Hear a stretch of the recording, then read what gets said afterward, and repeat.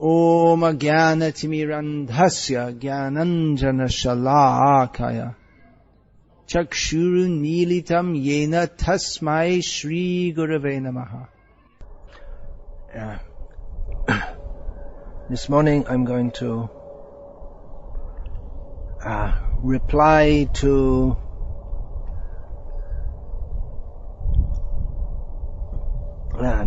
something I received by email from a disciple, not from India, who's been a devotee for considerable number of years, what would now be considered a more senior devotee, probably more than 10 years initiated, can't remember exactly. So I don't see him very often, as he's not in India much of the time. He comes every year, and when he's in India, I don't see him that much. His path and my path don't cross that much. Anyway, he sent me an email with the subject line, "My Heart." It opens like this: "Please forgive my foolish obstinacy. As we grow a bit in devotional service, we expect softness in dealings with devotees, as well as with you, Guru Maharaj. So it was difficult for me to swallow your mercy, even though it's your duty to chastise and correct me. In the mundane world, we always have to face roughness, cruelty, and negligence. Maybe I am too sentimental. Please kindly instruct me, Guru Maharaj. You are the only person to whom I developed faith in the course of these years and after considering for some time. I understand there is nothing more precious to me than service to you, Guru Maharaj, to Srila Prabhupada and Krishna. Please be kind to me." So I replied to this: "I do not recall chastising you recently, if ever. To what incident do you refer?" And then came the reply, to which I'll reply to this now verbally. So the email reply was, "Thank you very much for your reply. You did not chastise me, Guru Maharaj, but corrected in such and such a place. A little more than 1 year ago. The way you spoke disturbed me. What should be my attitude and how to overcome this, Guru Maharaj? Please tell me." Okay.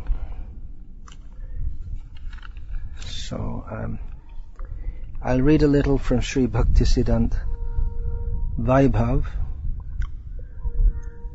which is relevant to this subject. Srila Bhaktisiddhanta Saraswati was strict. Often he would immediately and strongly upbraid a shishya for even a minor fault without concern for possibly displeasing him. Yet his disciples liked it. A reprimanded devotee would happily inform other godbrothers, for his trouncing was considered indicative of being fully accepted by their spiritual masters. Among the shishyas there was a saying that two things were sweet: Prabhupada dal, Prabhupada's Mahaprasad dal remnants, and Prabhupada gal, Prabhupada's scolding. His Divine Grace A.C. Bhaktivedanta Swami recalled, "When our spiritual master used to chastise, we took it as a blessing. That was very nice, and he would chastise like anything. Damn rascal, foolish, stupid, all good words." End of quote. This happy acceptance of their spiritual master's discipline sprung from the understanding that such severeness was actually a blessing, similar to being rebuked by the Supreme Lord himself, as described in Sri Chaitanya Bhagavat. Chaitanya Danda Maha Shukriti Jai Pai, Jar Donde Morele Boikunthe Lok Jai. Chaitanya Danda Jai Mostake Kori Loy, Shei Danda Tare Prem Bhakti Joga Hoy. Chaitanya Donde Jar Chite Nahi Bhai, Janme Janme Shepa Pishto Jama Danda Hoy. Sri Chaitanya Mahaprabhu's punishment is an immense an immense blessing, for anyone killed by the Lord attains the spiritual world. One who sincerely accepts the Lord's chastisement attains prema bhakti, while a sinful person who does not fear the Lord's punishment will suffer the retribution of Yamaraj, birth after birth.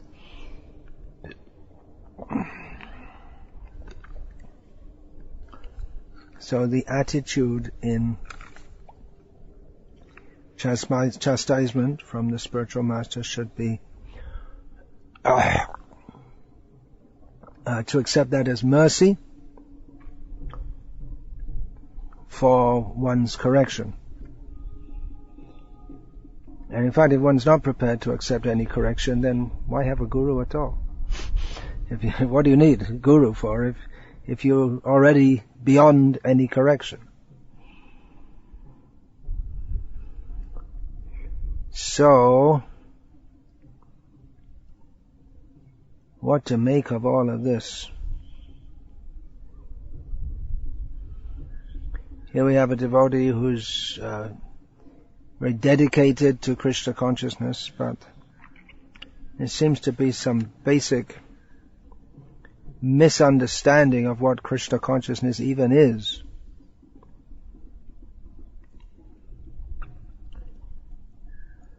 As we grow a bit in devotional service, we expect softness in dealings with devotees. Softness, maybe, and maybe harshness also. That in Chaitanya Charitamrita it's described in the episode where Gadadhar Pandit is ostracized by the devotees of Chaitanya Mahaprabhu, of whom he is one of the Panchatattva, one of the very closest. Gadadhar Pandit was ostracized for maintaining a relationship with Vallabh Bhatta, who was not in the favor of Chaitanya Mahaprabhu. So in that description, it's stated that Chaitanya Mahaprabhu's devotees, they are bisham, which means severe. So, this idea of expecting softness, I've also discussed this in Bhaktisiddhanta Vaibhav that comes, but especially in that book on strongly speaking in Srila Prabhupada's service. That this idea that devotees should always be soft and gentle, and sadhus should always be soft and gentle. This doesn't come from Shastra, but it comes from misconceptions of Mayavadis and Prakrita Sahajiyas. Now we do find in the qualities of Krishna, stated in Bhagavatam, there in the first canto, and that's commonly stated mridu, which means mild.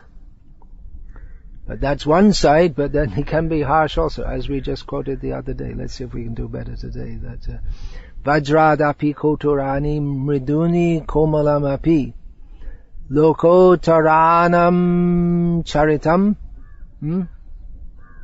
konyo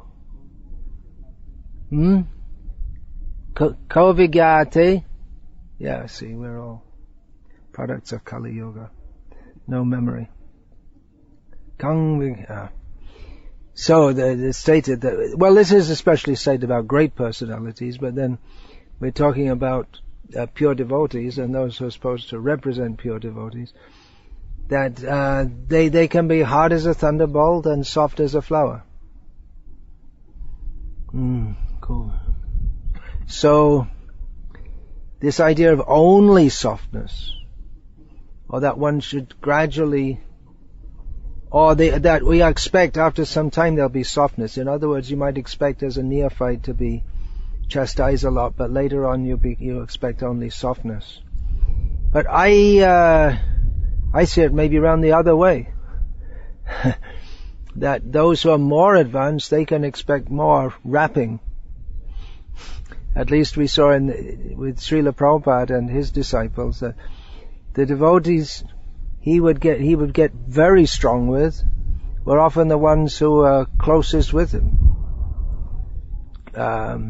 Especially we can think of Harikesh Maharaj, Tamal Krishna Maharaj, with the understanding that they're not going to run away and pass urine in their pants because they get chastised.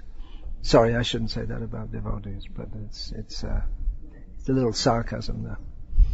But they don't, they can take it because they have trust in the Guru that he's speaking for their benefit, and they have the humility to accept that they need to be corrected. Not that they think, well, now I'm so many years and in Krishna consciousness I'm already perfect.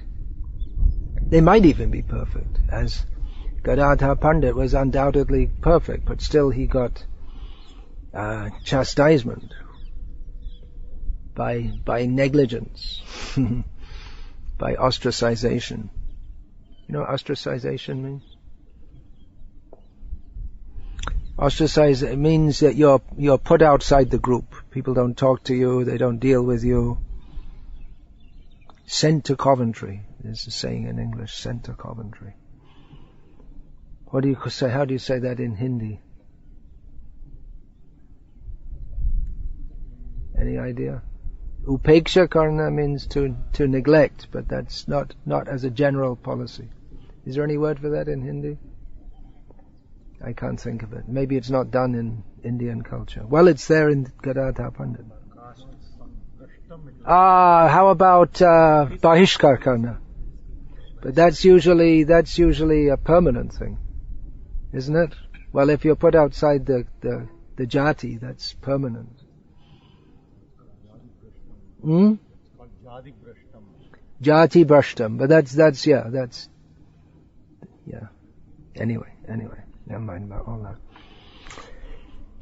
So, as we go a bit in devotional service, we expect softness in dealings with devotees. Well, maybe that's a misconception. That if it's only softness, we expect devotees to be freed from the egoistic harshness that typifies many materialistic people. But then we see some materialistic people, they're very sweet in their dealings, but they're still materialistic. In fact, some of the worst people are very nice in their dealings. They behave like that just to catch people and then exploit them.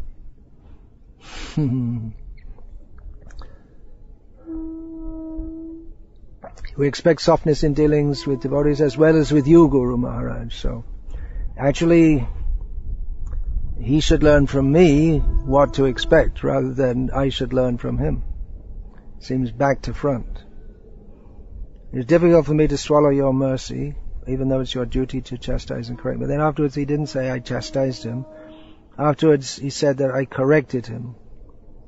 Correcting and chastising, well, correcting is a milder term. And the way I spoke disturbed him. What am I supposed to do? Do Dandavat Parikrama, 108 Dandavat Parikramas of him, or what? Even the way I can't remember this incident. I've left this query for a few days because I'm hoping something will come to my mind. I can't remember at all. It's quite possible that he completely misread what my attitude. That recently in Vrindavan I was in Srila Prabhupada's Disappearance Day festival. I spoke something, and someone told me, I wasn't aware of it at the time, that one of the GBC members who was present there left at the time, and someone told me that they'd left with an angry look on their face because I said something which it definitely wouldn't have been pleasing to those who want to pretend that basically everything in ISKCON is fine and there are no real serious problems. But then I mentioned that a little later to a godbrother, and he said, yeah, I also saw that GBC member leave, but I didn't have the impression it was due to anger. It was just, anyway, maybe left for some other reason. So it may be misread. That often happens, that what people say and do, and like for more than 1 year he's feeling disturbed about this. But it may have been a complete misreading. But then even if I don't, he said, the way I spoke, how did I speak? Was it sarcastic? It wasn't chastising, I'm told. What was it? I don't know. So how can I say? But whatever it is, unless you have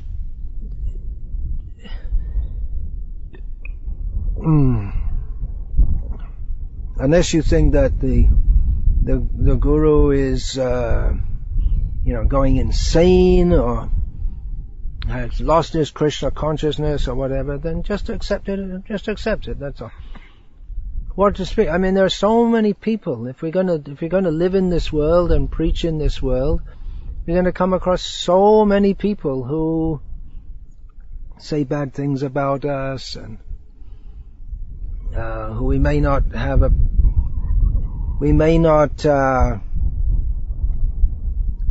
a complete understanding with them.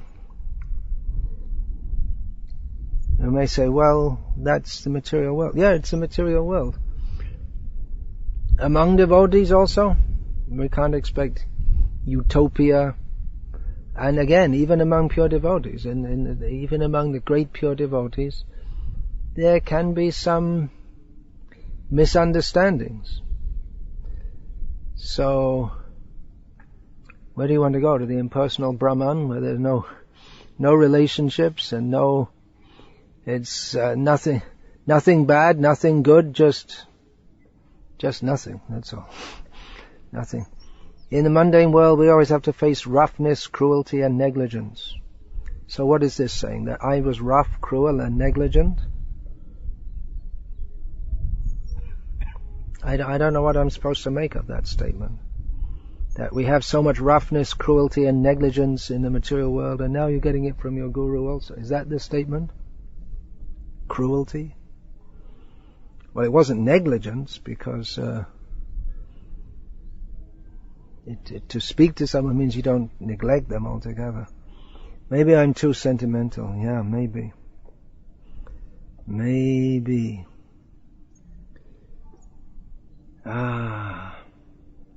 How to overcome this? I don't know. It seems like you have to go back to ABC. But it's very difficult when you're already in Krishna consciousness for so many years and you've been going off on some tangent, and you and others, yourself and others, consider yourself to be very advanced, but then by revealing the mind, it's become clear that there are some serious misunderstandings. So, what should I suggest? Well, this devotee is his main service, which he's taken up by himself. I'm not sure if he asked anyone about doing this, is traveling around and giving lectures. So I would suggest that just don't be such a big man that you can't even accept even a little correction from your guru without it just totally disturbing you. There are many temples which need devotees to help in pujari work, cooking. Do some humble service. It would be good for you. Instead of taking the position of a guide, but the guide himself needs some basic guidance, doesn't it? There's some basic misunderstandings. So that's what I suggest. If you say, well, I can't fit into any temple, well, that's a problem. Find some place you can fit in and do some. That's my suggestion there. In fact, there was something which I had to say to you, presuming that who asked this question is asking, but I was wondering how to say it or just to leave it, because often we find that all the devotees, and it feels difficult to, they need, in some case they need some correction, but it's difficult to say to them because they, I feel they have the attitude like they're beyond being corrected. So we have some devotees who are senior in their own minds and in the minds of others, and how to correct them? Well, we see Bhaktisiddhanta Saraswati, he didn't. Well, actually he did, but with some also he didn't. He, with Srila Prabhupada also, they had some very headstrong disciples. He engaged them in devotional service. They got a lot of service done, but they also caused disturbances in many ways. So I would suggest that to this. There were some things I had to say to you. It had been brought to my attention. There was some concern with some of your dealings with others. How am I to convey that to you? Are you willing to accept that? I don't know.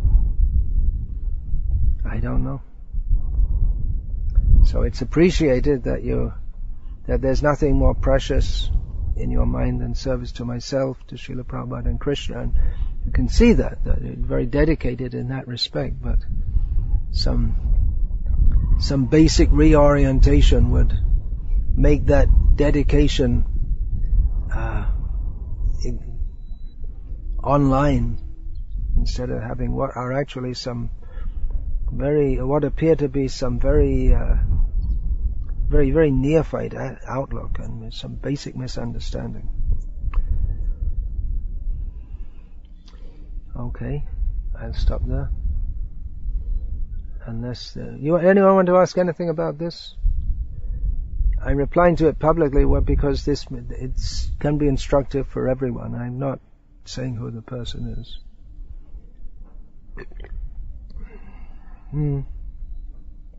If not, then stop this and I'll go on to another question.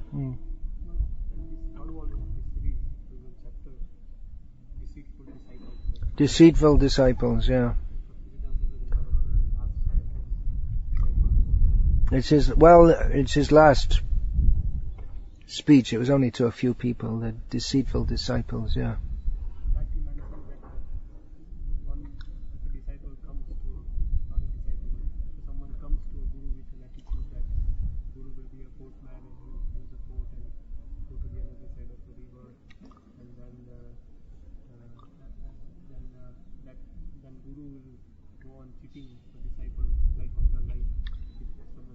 Yeah, if someone comes with a motive to use the disciple for his own means, then he wants to cheat the Guru and the Guru will cheat him.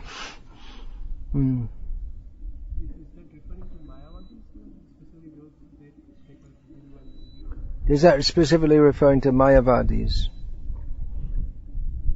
Not necessarily. I believe that was in relationship to his own disciples. He was saying that.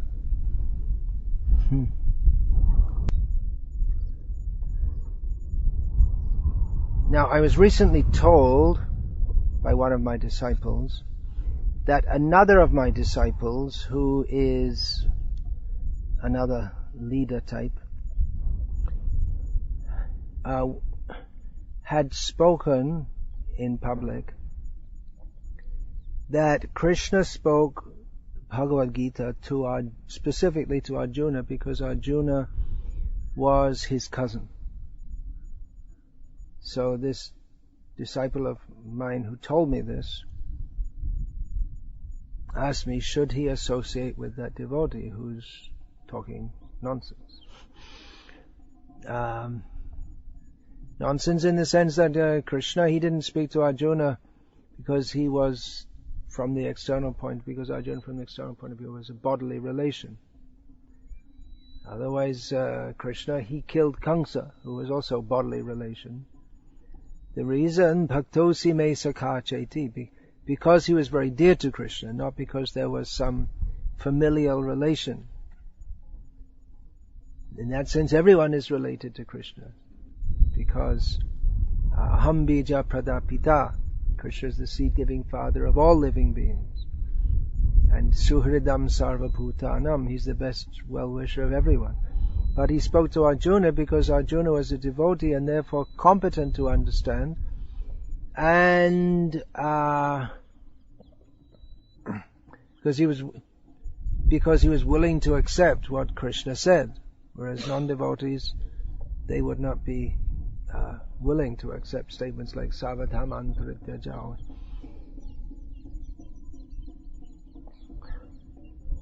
So what to do? You have people who are devotees who are leading others, but they themselves have basic misconceptions. And then you have andhaya tandhaya rupaniya manas, the blind leading the blind. So people are under that influence, they come to chant Hare Krishna and follow all four regulated principles and maybe get initiated also, but because they're getting completely wrong ideas, then they can't grow properly in devotional service.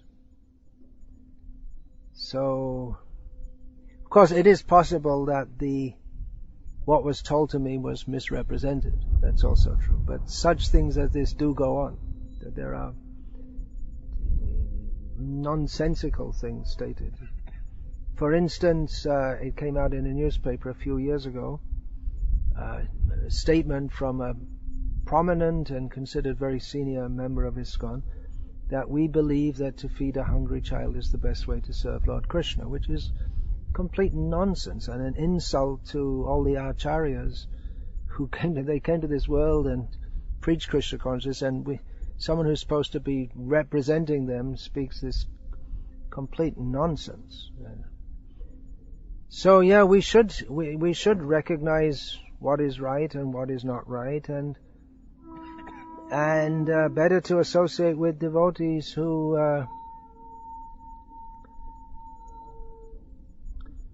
speak what is correct. And it may be that if you say something, oh no, Vaishnava Parad, this and all this nonsense.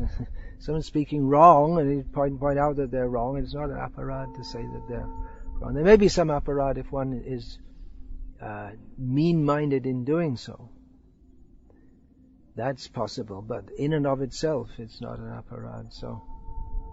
So many things may be said and done in my name or in Prabhupada's name, but we have to understand what are the actual teachings of Shastra.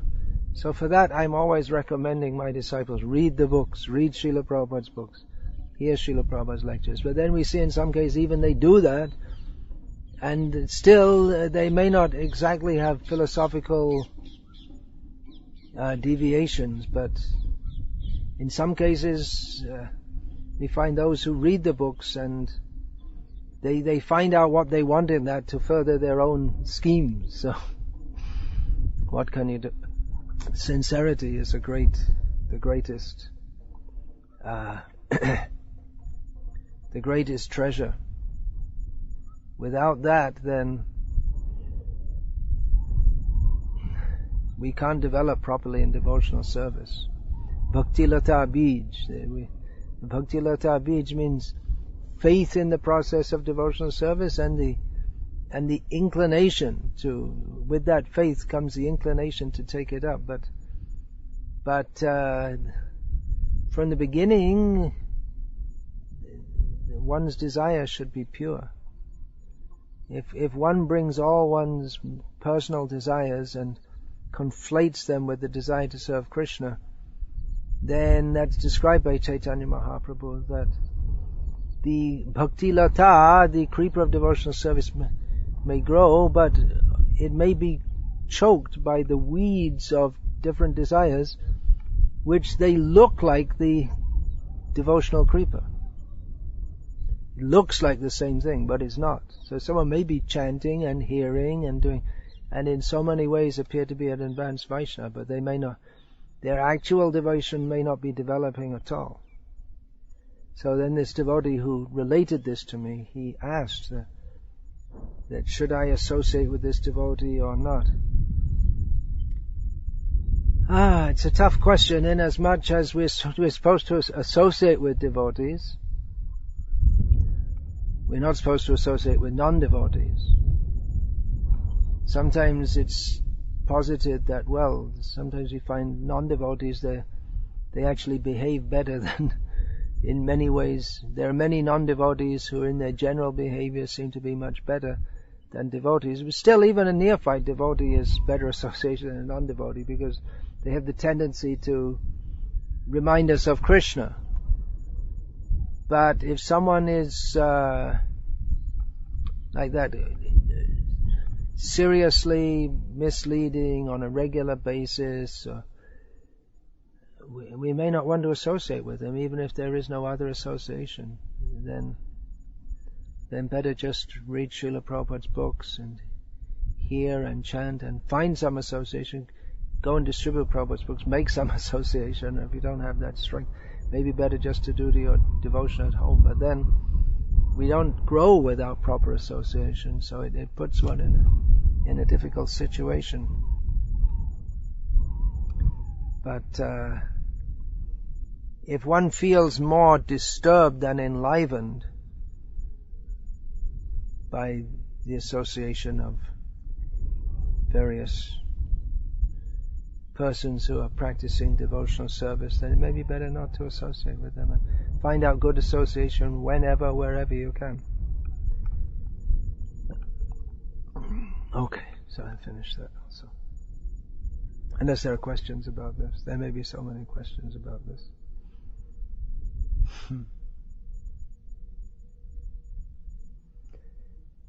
Hare Krishna.